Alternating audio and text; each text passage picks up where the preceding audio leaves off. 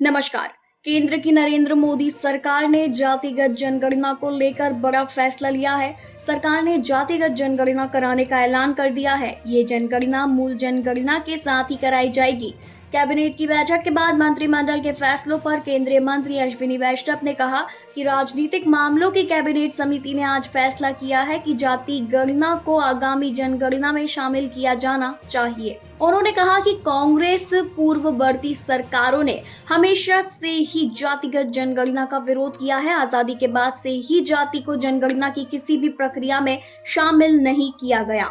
साल 2010 में तत्कालीन प्रधानमंत्री दिवंगत मनमोहन सिंह ने लोकसभा में आश्वासन दिया कि जातिगत जनगणना को कैबिनेट के सामने रखा जाएगा।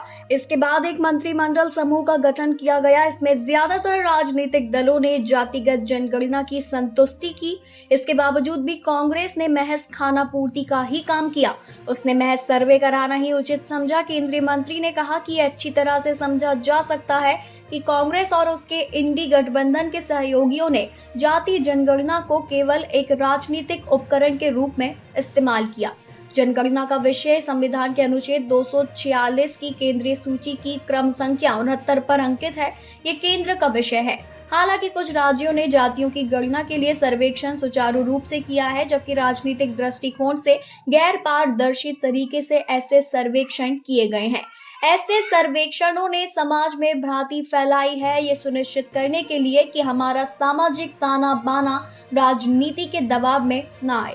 हमें जाति जनगणना के लिए एक मंच तैयार करना चाहिए। इससे ये सुनिश्चित होगा कि समाज आर्थिक और सामाजिक दृष्टि से मजबूत होगा और देश का विकास भी निर्बाध रूप से चलती रहेगी।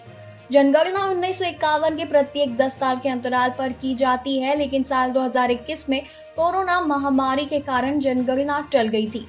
राष्ट्रीय जनसंख्या रजिस्टर को भी अपडेट करने का काम बाकी है। अभी तक जनगणना की नई तारीख का आधिकारिक तौर पर ऐलान भी नहीं किया गया है। सूत्रों के मुताबिक जनगणना के आंकड़े 2026 में जारी किए जाएंगे।